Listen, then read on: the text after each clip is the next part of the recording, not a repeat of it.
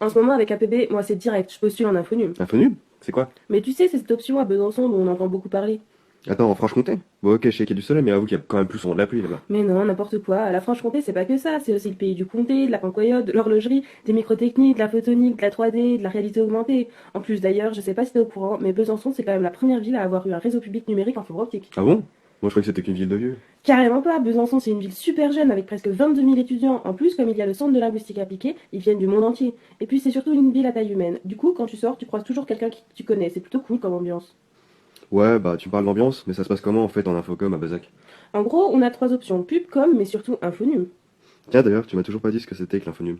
L'Infonum, c'est l'option ultra moderne qui mise à fond sur le numérique et le digital. D'ailleurs, l'IUT de Besançon est à la pointe de la technologie, avec des salles pleines de Mac, des rétroprojecteurs et des prises de courant partout dans les salles. Non mais ça veut dire que vous utilisez plus tout de bouquins?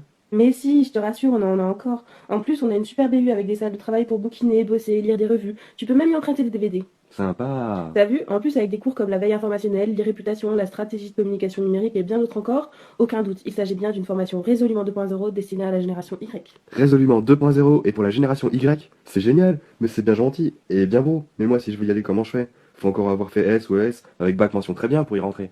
Pas du tout, ici c'est la diversité et la motivation qui comptent. Alors bac S, L, ES, Pro ou encore techno, du moment que vous êtes motivé après à bosser. Ah ouais?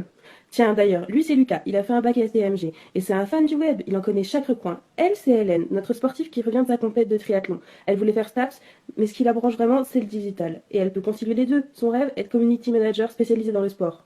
Là-bas, t'as Pauline qui sort d'un bac L, c'est la première de la classe, mais on dirait pas, mais ce qui la botte le plus, c'est la création de site web. Et oui, parce qu'Infonum, c'est une formation généraliste, professionnalisante. On fait plein de travaux d'équipe, on doit faire des stages en entreprise, nos profs sont souvent des professionnels, et en ce moment, les deuxièmes années forment carrément les enseignants à différents outils numériques. Tu te rends compte? Infonum, ça nous apprend la vraie vie. D'ailleurs en parlant de vraie vie, on fait quoi plus tard après Infonum? Bah là encore, c'est des jobs d'avenir. Iconographe, ouais, c'est celui qui trouve toutes les images pour les sites web ou les pubs. Webmaster, celui qui est toujours connecté et community manager. Et on se prépare même pour des métiers en plein essor et en plein développement. Les Infonum, c'est des knowledge workers. Ils avancent avec les avancées technologiques.